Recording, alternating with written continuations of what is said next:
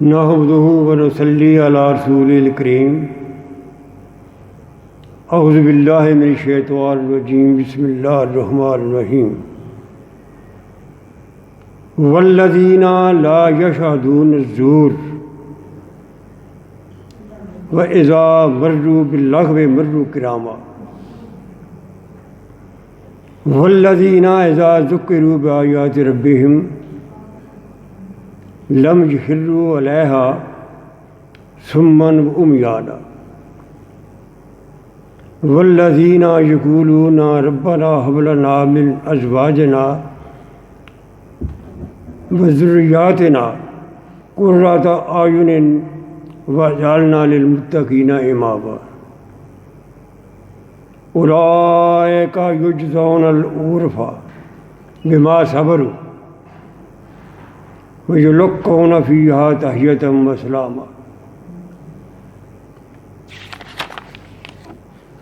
خَالِدِينَ فِيهَا حَسُنَتْ مُسْتَقَرًّا وَمُقَامًا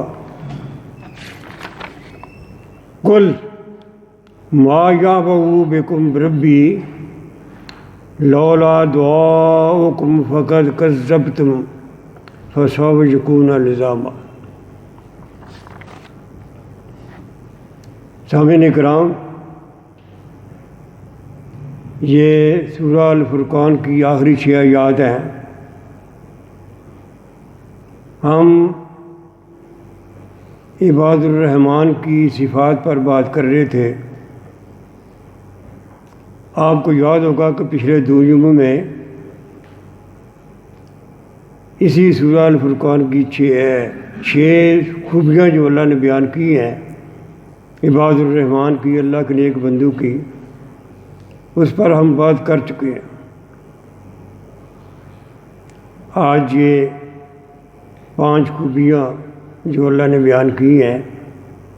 ایک بندہ مومن جو کلمہ پڑھتا ہے، میرے نبی کا اس نے دامن پکڑ لیا ہے، اس میں کون سی خوبی ہونی چاہیے؟ خود اپنا جائزہ لے۔ اور دراصل یہ جو اللہ تعالیٰ نے بیان کی ہیں یہ خوبیاں، یہ کفار مکہ کو بھی بتانا تھا۔ یہ مکی صورت ہے نا، کفار مکہ کو بھی بتانا تھا، دیکھو جو بندے میرے نبی کو مان لیتے ہیں، اس کا دامن پکڑ لیتے ہیں، وہ کس طرح ان کی زندگی میں انقلاب آ جاتا ہے، ایک مہذب شہری بن جاتے ہیں۔ آج دیکھیں والذین لا یشہدون الزور، میرے نیک بندے وہ ہیں جو جھوٹی گواہی نہیں دیتے۔ مطلب صاف ہے، جب انہیں گواہی کا موقع ملتا ہے، گواہی دینا پڑتی ہے کہیں بھی، عدالت میں، عدالت سے باہر، تو سچی گواہی دیتے ہیں،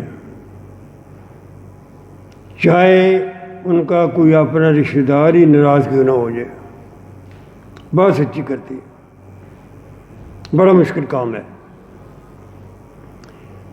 زور کا مطلب برائی بھی ہوتا ہے، اور اس برائی کو شیطان ملمہ سازی کر کے خوشنما بنا کے پیش کرتا ہے۔ میرے نیک بندے اس سے بھی اجتناب کرتے ہیں۔ میں اس کی مثال دیتا ہوں۔ ایک بندہ ہے، اکثر سچی بات کرتا ہے، لوگ اسے سچا کہتے ہیں، لیکن موقع آ گیا ہے، اس کے تھوڑا سا جھوٹ بولنے سے اسے بڑا منافع ہوتا ہے۔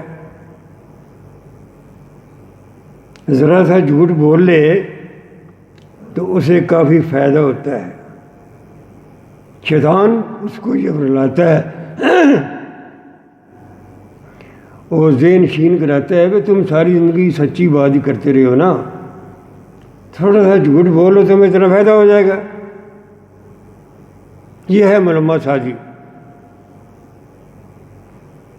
جھوٹ کو، برائی کو خوشنما بنا کے پیش کرنا۔ تو اللہ کے نیک بندے وہ ہوتے ہیں جن کی مومنانہ بصیرت، وہ اس قابل ہوتے ہیں، ان کی بصیرت اس طرح کی ہوتی ہے کہ وہ یہ پہچان لیتے ہیں کہ یہ شیطان مجھے دھوکہ دے رہا ہے، میں چھوٹے سے فائدے کے لیے جھوٹ نہیں بولوں گا۔ تو یہ خوبی ہے ایک بندہ مومن کی کہ وہ زندگی بھر جھوٹ نہیں بولتا، بلکہ نبی اکرم صلی اللہ علیہ وسلم کی حدیث میں یاد آ گئی ہے، آپ نے فرمایا ایک بندہ مومن اور تو جرم کر سکتا ہے اور گناہ اس سے ہو سکتے ہیں، لیکن بندہ مومن جھوٹ بولے یہ نہیں ہو سکتا۔ یعنی نبی اکرم صلی اللہ علیہ وسلم نے یہ مومن کی صفت بتائی ہے، اس کا جھوٹ سے کیا تعلق؟ یہ خوبی ہے۔ آگے دوسری خوبی ہے وَإِذَا مَرُّوا بِاللَّغْوِ مَرُّوا كِرَامًا،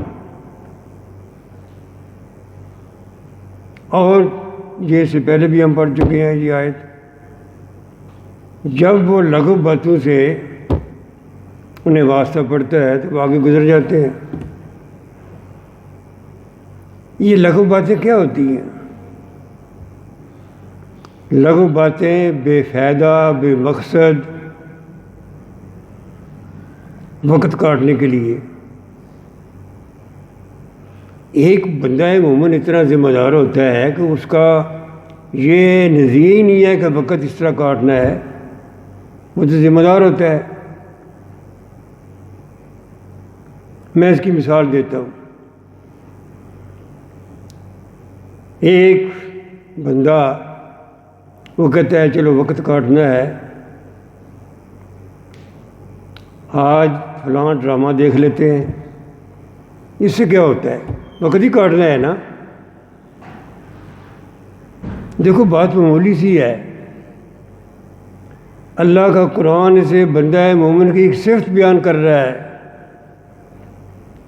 کہ اس کا وقت اتنا نہیں ہے کہ وہ اس طرح فضول باتوں میں لگا رہے، وہ ایک ذمہ دار بندہ ہے، اسے پتہ ہے کہ جی زندگی میری اللہ کی طرف سے امانت ہے، میں بے مقصد دنیا میں نہیں آیا،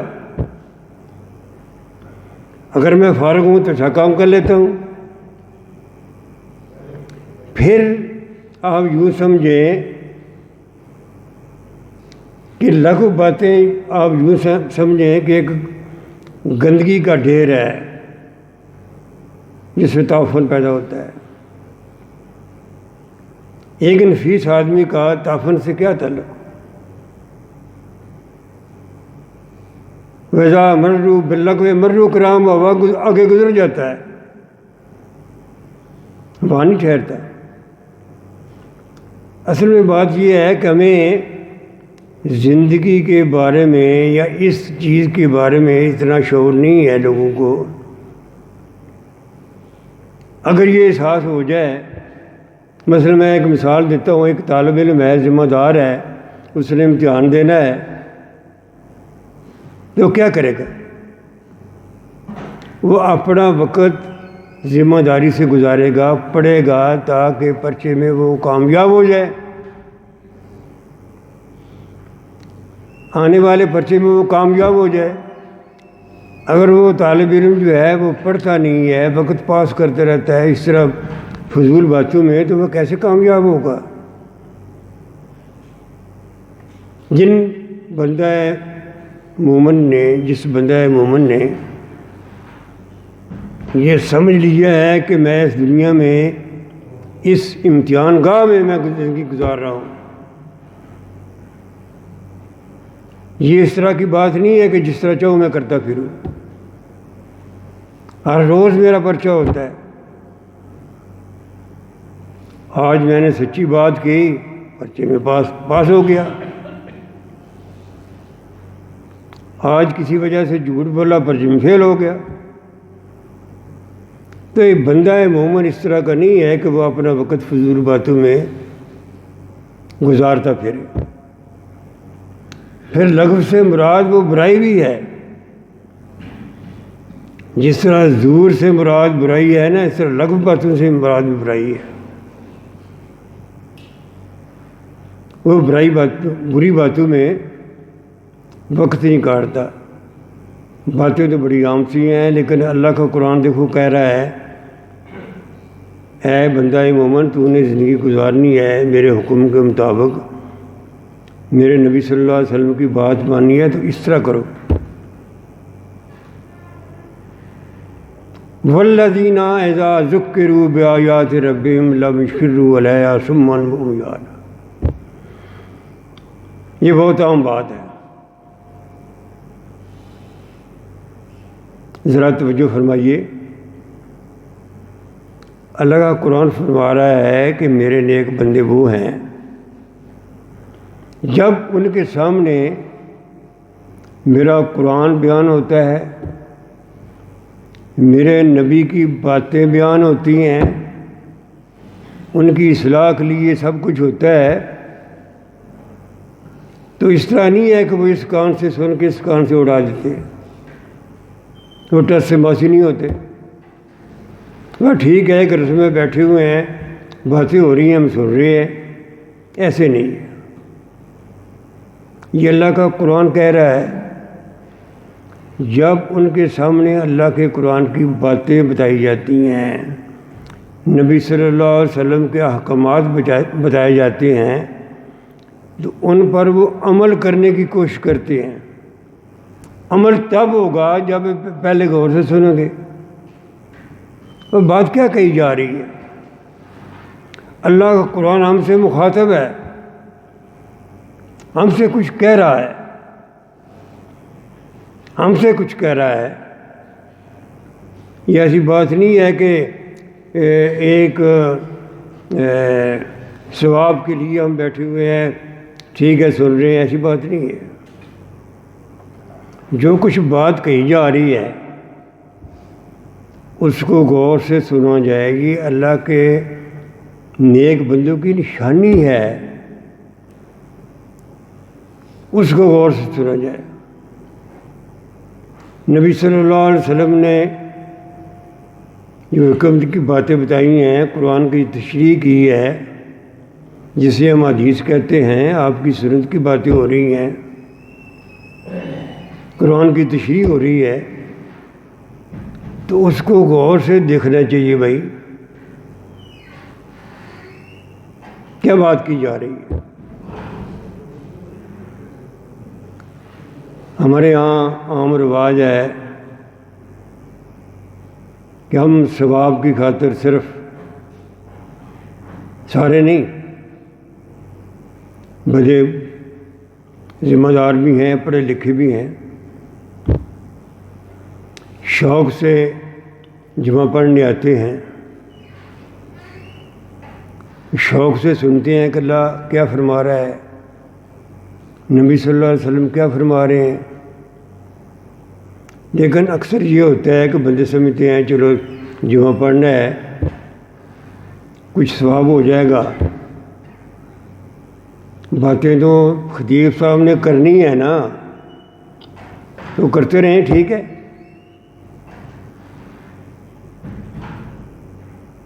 کون سے ہم سے مخاطب ہے وہ؟ ہم کون سے ذمہ دار پابند ہے اس بات کے؟ یہ بات نہیں ہے۔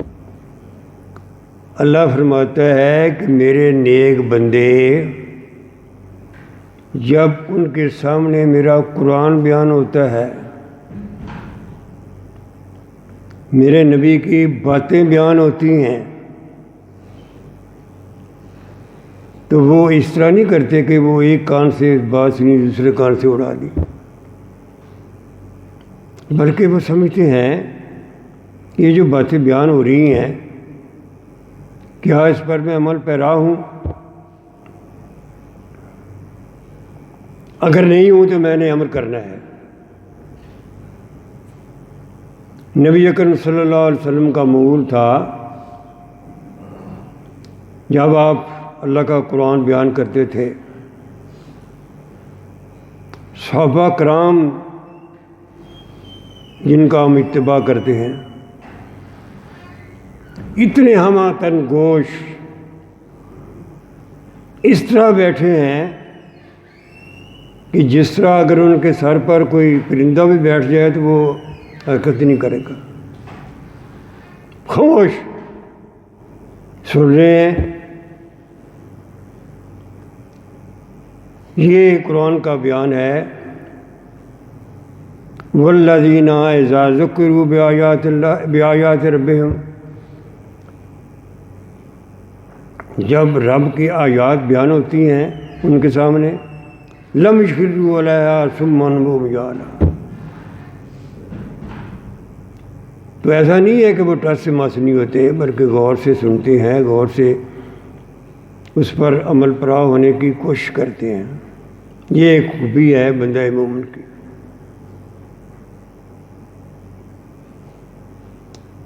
آگے دیکھیے، والذین یقولون ربنا ھب لنا من ازواجنا وذریاتنا قرۃ اعین، اللہ کے نیک بندے وہ ہیں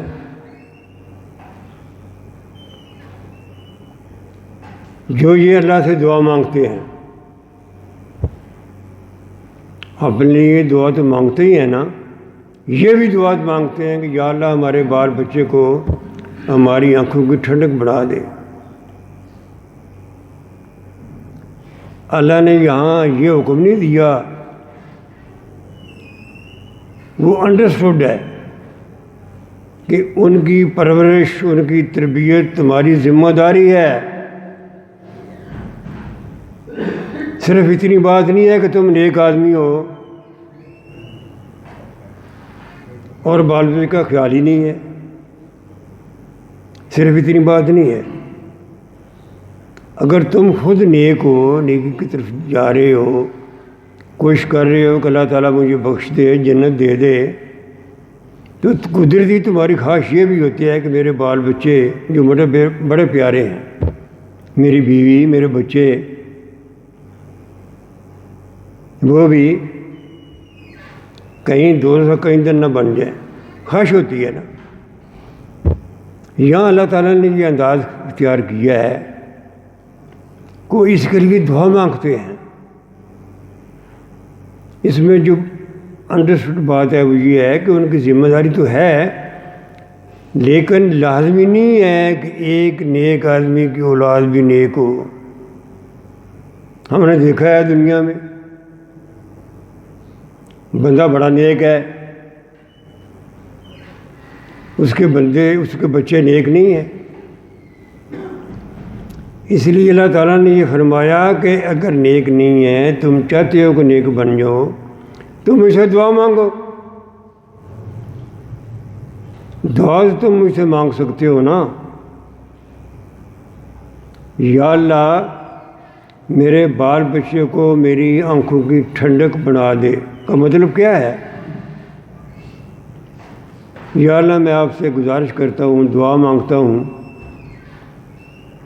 کہ اگر میرا انجام اچھا ہونا ہے تو میرے بال بچے کا انجام بھی اچھا ہو۔ نبی اکرم صلی اللہ علیہ وسلم کی حدیث ہے، آپ نے فرمایا کلکم رائن و کلکم مسئول عن رعیتہ۔ آپ نے مثال دی ہے کہ تم سے ہر ایک آدمی جو ہے نا، ہر بندہ وہ نگران ہے، نگہبان ہے، اور اسے اپنی ریت کے بارے میں پوچھا جائے گا۔ آپ کہیں گے ہماری ریت کون سی ہے؟ ہمیں اور ہمارا بال بچہ ہے، ہمارا گھر ہے۔ بھئی آپ کا بال بچہ ہی آپ کی ریت ہے، آپ جواب دہ ہیں ان کے لیے۔ جہاں یہ پوچھا جائے گا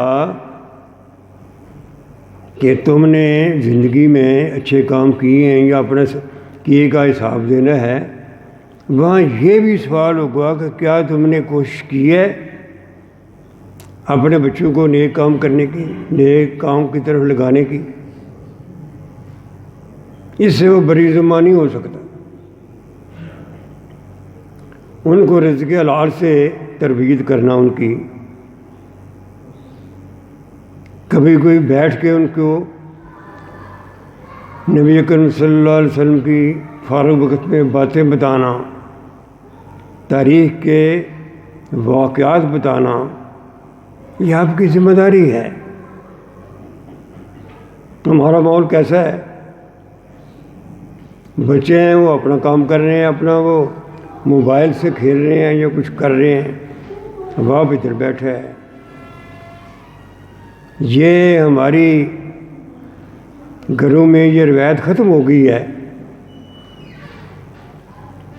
کہ ایک گھر کا بزرگ جو ہے وہ اپنے بچوں کو ساتھ بٹھا کے ان سے پوچھتا ہے بھائی تمہارا دن کیسا گزرا ہے، صرف اس لیے کہ اسے پتہ چلے یہ دن کو کہاں تھا، پھر انہیں کوئی اچھی بات بتائے، نبی اکرم صلی اللہ علیہ وسلم کی زندگی کی شب و روز بتائے، ہم اس سے لا تعلق ہو گئے اور اس سے بڑی خرابیاں پیدا ہو گئی۔ بچہ اپنے کمرے میں کیا کر رہا ہے، کون سا وہ ڈرامہ دیکھ رہا ہے، کون سی وہ چیزیں کر رہا ہے، کوئی پتہ نہیں ہے والدین کو۔ بھائی والدین ذمہ دار ہیں ان کی تربیت کے، ان کو نیکی کی طرف بلانے کے والدین ذمہ دار ہیں۔ تو اللہ تعالیٰ فرماتا ہے اور تو کچھ نہیں کر سکتے، یہ تو کر سکتے ہو نا کہ مجھ سے دعا مانگو۔ کیا دعا مانگو؟ ربنا ہب لنا من ازواجنا وذریاتنا قرۃ اعین، اے اللہ میرے بال بچے کو میری آنکھوں کی ٹھنڈک بڑھا دے۔ کیا مطلب؟ کہ وہ بھی میری طرح، اگر میں اللہ نے مجھے کامیاب کیا ہے آخرت میں تو وہ بھی میرے ساتھ ہوں۔ وَجَعَلْنَا لِلْمُتَّقِينَ إِمَامًا، ہمیں نیک لوگوں کا امام بنا دے۔ یہاں یہ بات نہیں ہے کہ ہم امام بن جائے وہ ہمارے پیچھے لگ جائے، یہ بات نہیں ہے۔ بات یہ ہے کہ جس کو آپ اچھا سمجھتے ہیں، آپ کو پتہ چل گیا ہے کہ یہ چیز اچھی ہے، اللہ کو پسند ہے،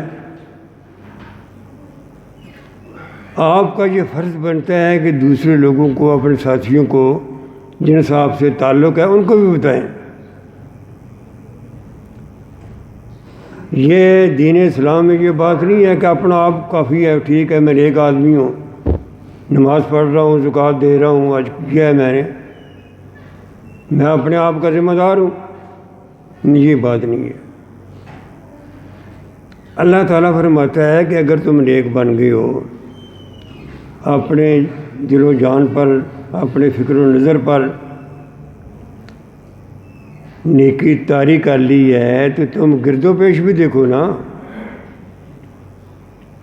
پہلے تمہارا گھر آئے گا، پھر تمہارا محلہ آئے گا، ان کو بھی یہ بات بتا دو۔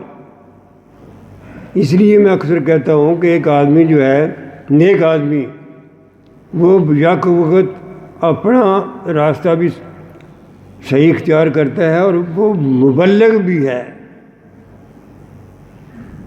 مبلغ کوئی شبہ اس طرح کا نہیں ہے کہ ایک آدمی کھڑا ہو کے بات کر رہا ہے باقی سن رہے ہیں۔ اگر ایک باپ اپنے بچوں کو، اپنے محلہ داروں کو یہ نیکی کی طرف بلاتا ہے تو وہ مبلغ ہے، چاہے وہ انپڑھ کیوں نہ ہو۔ وَجَعَلْنَا لِلْمُتَّقِينَ إِمَامًا، ہم یا اللہ اس قابل ہو جائیں کہ ہم نیک بندوں کو ساتھ ملا لیں، ان کے امام بن جائیں، ہمیں اس بات کی توفیق دے۔ اس سورہ کی آخری آیت بڑی کمال کی ہے، اولئک یجزون الغرفۃ بما صبروا ویلقون فیہا تحیۃ وسلاما۔ میرے اللہ کے نیک بندے،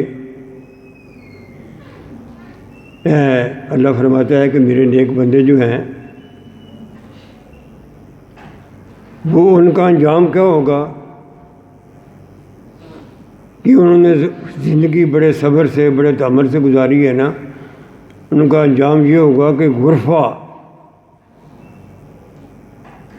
اللہ تعالیٰ ان کو بہشت میں بالا خانے میں رکھے گا، وہاں استقبال ہوگا، جنتی کا وہاں استقبال ہوگا۔ کتنی بڑی بات ہے۔ فرشتے کہیں گے آؤ بسم اللہ، سلامتی کی دعا مانگیں گے، آپ کا استقبال کریں گے۔ کیوں؟ بما صبر ہو، اس لیے کہ آپ نے پوری زندگی بڑے صبر کے ساتھ، بڑے استقلال کے ساتھ، نیکی کے ساتھ، حق کے ساتھ گزاری ہے۔ تکلیفیں آئیں آپ برداشت کرتے رہے، حق نہیں چھوڑا۔ صبر کیا ہے کہ اللہ کے راستے میں جو تکلیف آئے اسے برداشت کیا جائے، بشرطے کہ وہ نیک کام ہو، اس کے لیے صبر۔ تو زندگی بھر وہ نیک کام کرتا رہا ہے، آج اس کا جنت میں استقبال ہوگا، اور وہ بڑا کمال کا مقام ہے۔ خالدین فیہا حسنۃ مستقرا و مقاما، ہمیشہ رہیں گے۔ سامعین کرام، بات یہ ہے کہ جنت اور دوزخ کا نقشہ جو اللہ تعالیٰ بیان کرتا ہے قرآن پاک میں، یہ آیات متشابہات ہیں۔ اتنا بات سمجھ لیجیے کہ وہاں کا جو طبعی قانون ہے، جو لا آف نیچر ہے، وہ مختلف ہے۔ ہم اس دنیا میں اس بات کو سمجھ نہیں سکتے۔ ہمیں پتہ ہے کہ ایک چیز کا انجام ہوتا ہے، دنیا میں ہم دیکھتے ہیں، وہ بات تو ٹھیک ہے، ایک بچہ پیدا ہوتا ہے، بڑا ہوتا ہے، جوان ہوتا ہے، بوڑھا ہوتا ہے، مر جاتا ہے۔ لیکن جنت میں اور دوزخ میں یہ قانون بدل جائے گا۔ قانون بنانا، قانون کو نافذ کرنا اس رب کے ہاتھ میں ہے جس نے یہ کائنات بنائی ہے۔ اس دنیا کا قانون یہ ہے خالدین فیہا، اس کا ہم یہاں صبر نہیں کر سکتے۔ وہ کتنا عرصہ رہیں گے، کیا ہوگا پھر، ہم نہیں کر سکتے، لیکن اللہ فرما رہا ہے خالدین فیہا۔ اے میرے نیک بندو، تم نے دنیا میں میری بات مانی ہے، میرے نبی کی بات مانی ہے، نیک راستے پر چلے ہو تو ہمیشہ رہو گے۔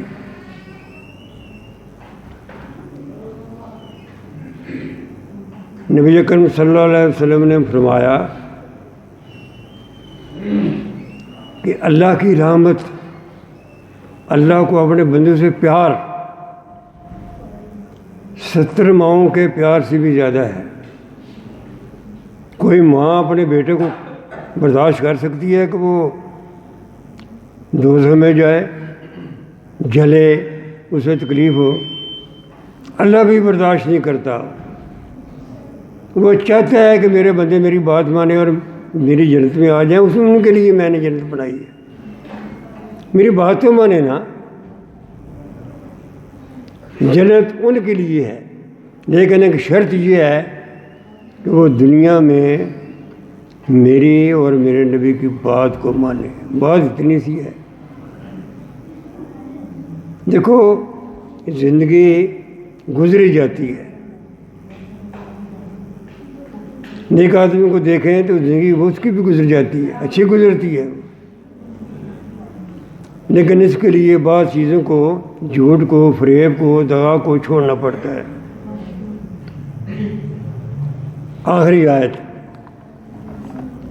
قل ما یعبأ بکم ربی لولا دعاؤکم فقد کذبتم فسوف یکون لزاما۔ آخر میں اللہ تعالیٰ نے ایک بات کی ہے، یہ آخری آیت ہے اس سورت کی۔ اللہ تعالیٰ فرما رہا ہے دیکھو میں جتنی باتیں کر رہا ہوں، یہ خوبیاں بیان کر رہا ہوں کہ میرے نیک بندے ایسے ہیں ایسے ہیں، یہ تمہارے فائدے کی بات ہے، میرا اس میں کوئی فائدہ نہیں ہے، نہ کرو گے تو میرا کون سا نقصان ہے۔ اللہ فرما رہا ہے کہ سارے بندے اگر بغاوت کر جائیں، باغی بن جائیں تو میرا کیا نقصان ہے، سارے بندے نیک بن جائیں تو میرا کیا فائدہ ہے، میں تو اس کائنات کا مالک ہوں۔ اللہ فرما رہا ہے قل ما یعبأ بکم ربی لولا دعاؤکم، اگر تم مجھے نہیں پکارتے، مجھ سے نہیں مانگتے، میری طرف نہیں آتے تو میرا کیا نقصان ہے، مجھے کیا پرواہ ہے۔ یہ آخر میں اللہ تعالیٰ نے فرما دیا ہے کہ جتنی میں نے یہ 8-10 خوبیاں بیان کی ہیں تمہارے فائدے کی ہیں۔ اللہ سے دعا ہے، ہم اس کے بندے ہیں، اس کے نبی صلی اللہ علیہ وسلم کے پیروکار ہیں، اللہ ہمیں ان عباد الرحمن میں شامل کر لے۔ وما علینا الا البلاغ المبین۔